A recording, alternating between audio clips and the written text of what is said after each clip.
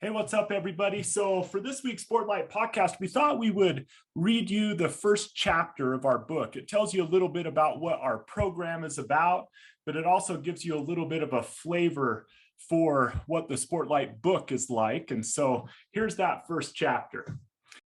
What's up, everybody? Here's chapter 1 of our book. We hope that you enjoy it, and we hope that you'll get it and read the rest. 10 cars pull up to the front of a high school, and a young person hops out of each one, says goodbye to their parents, and makes their way into the school.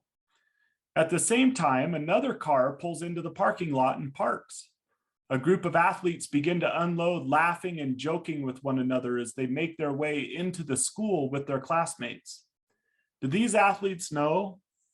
Are they aware of how hard life is for some of their classmates? Do they notice the other 10 kids that are walking into the school with them, or are they too worried about being noticed themselves? Are they aware that statistically speaking, 2 of those kids at some point had thought seriously about taking their own life?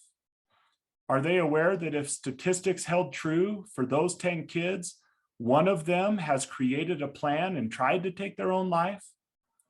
Are they aware that there is at least 1 kid that never showed up to their school that day because they were afraid of being teased or bullied?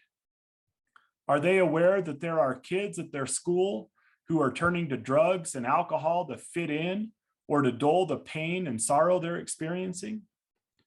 Are they aware that there are kids longing to be noticed? Are they aware that there is a kid that just moved into their school who's desperately hoping for friendship in their new town? Are they aware that as athletes, they are in a unique position to help? Are they aware that if they live their lives with their eyes up and are willing to do the work, that they could perform miracles, change and enhance the culture at their school, and bless and brighten and even save a life? That is what this book and the Especially for Athletes program attempts to help athletes realize and do. The truth is that junior high and high school can be rough. For some, it is a time of excitement, accomplishment, fun, full of games and dances and friends. For others, it could be the most difficult season of their lives, full of loneliness, rejection, dashed dreams, sorrow, and fear. The statistics regarding things such as bullying and teen suicide are alarming, to say the least. Don't think that these statistics are about some other school across the way where people have problems. These statistics are about your school. Maybe this will help put those big numbers into perspective. Think of a typical school classroom of 30 students. Numbers suggest that 5 of them have seriously thought about taking their own life. 4 of them have created a plan to do so, and 2 of them have attempted to do so. A mother who came to one of our presentations approached us afterward in tears and said, if this many kids are considering taking their own lives, how many are just sad or lonely or friendless? How many go home and cry just because they long to be accepted? We agree with her. The fact is that every school and community across this nation has young people that are sad and struggling within it. There are many factors that contribute to these statistics, and some of them might be beyond your ability to help, but some of them are not. We don't believe there's much good in worrying and thinking about all the things we can't do. Just because you can't help with everything doesn't mean that you can't help with some things. We should always ask ourselves, what can I do, and then do it. So what does this have to do with athletes? In our experience, most athletes aren't the stereotypical bullies that are portrayed on TV. Most of the athletes that we have worked with are kind, bright, and simply incredible. However, not being part of the problem isn't good enough. Athletes are particularly able to be part of the solution. Athletes seem to fall into one of 3 categories when it comes to addressing these situations. The first category is the category of bully. There are some that are part of the problem. By their words and deeds, they make those around them feel worse about themselves. They are mean, self-centered, and don't think about how their actions affect other people. They care more about getting attention, praise, and laughs than they do about the happiness and well-being of others. They are only kind when there seems to be a reward attached. The second group is bystanders. These are people that may not try to hurt another with their words or deeds, but they don't have the courage to do what needs to be done to help those who may be struggling.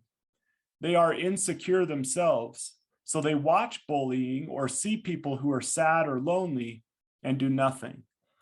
And even though they feel bad as they witness the pain of others, fear keeps them on the sidelines. The third group we've labeled blessers. These are the wonderful individuals who notice when something is wrong and are willing to take the risk to do what needs to be done to lift and bless another individual. These individuals want to help bear the burden of those around them.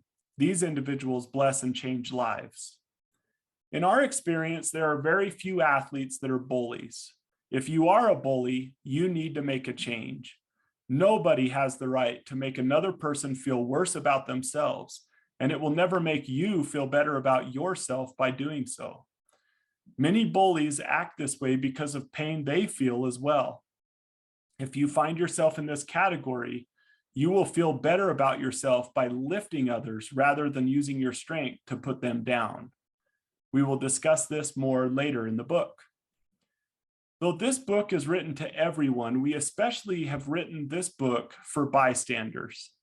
Bystanders don't stand by and watch bad things happen because they are cocky or because they don't care about others. The main problem is that most bystanders don't realize how powerful they are. English statesman Edmund Burke said it well. All that is necessary for the triumph of evil is that good men do nothing. You are good men and women with great influence, and you can't continue to do nothing about the problems you and your peers face. There are two phrases that are critical to our message: Sportlight and eyes up, do the work.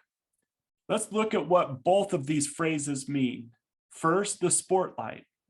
As an athlete, you are in a unique position to impact others because of something that we like to call the Sportlight. The Sportlight refers to the time in your life when you're in the spotlight as an athlete. It might bug some people, and some people may think it is undeserved, but the fact is that athletes have a lot of power to influence the culture of their schools and communities. Think about the tweets that professional athletes send out and the reaction that people have to them.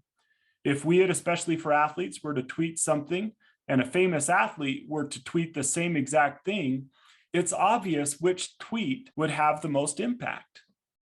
It wouldn't be because the athlete's tweet was better. The difference would be that the athlete's spotlight is brighter. The second phrase is eyes up, do the work, and it is integral to our program and our message. Eyes up means to keep your eyes up and look for people who might be lonely, scared, or down. When you see others who need your help, it is important also to do the work, to do something when you see a need. Those who join our program receive a wristband that has eyes up, do the work on it. It serves as a reminder to those who join the program that they will live their lives with their eyes up, looking for people who are in need, and then do the work to help them. As Spider-Man's uncle once told him, with great power comes great responsibility. Our mission is to inspire you to stop being a bystander and to start blessing the lives of those who need you. The E4A program is built around 4 core principles. The first 3 principles are preparatory principles. They are, first, win the hour; second, compete without contempt; and third, resiliency. These preparatory principles prepare you for something greater than winning games, awards, or scholarships. Though if you will live the preparatory principles, they can help you do those things too. Living these preparatory principles will enable you to change the culture of your school and community and put you in a position to change the lives of those who may be struggling around you. You can do these things as you live the fourth and final principle. We like to call this principle the power principle because, as it is implemented, it has the power to change lives. The last principle is seek to bless, not to impress. We know that these principles have the power to change lives, your own and the lives of those around you. We've seen it. We've taught these principles to thousands of athletes, from elementary school children to professional athletes. It's our hope that you will be inspired to be a blesser. Your school needs you, your family needs you, and your community needs you. Are you up for the challenge? Keep reading and see if you have what it takes to band together with thousands of athletes around the country that have taken the E4A challenge. So that's the first chapter of our book. I hope you enjoyed it. You can go to e4a.org and click on our products and get the book there. It's called the Sportlight, and it's filled with great messages for young athletes and for those who coach and parent young athletes. So we hope you'll pick it up, and we hope you enjoyed that portion of our book on the Sportlight podcast today.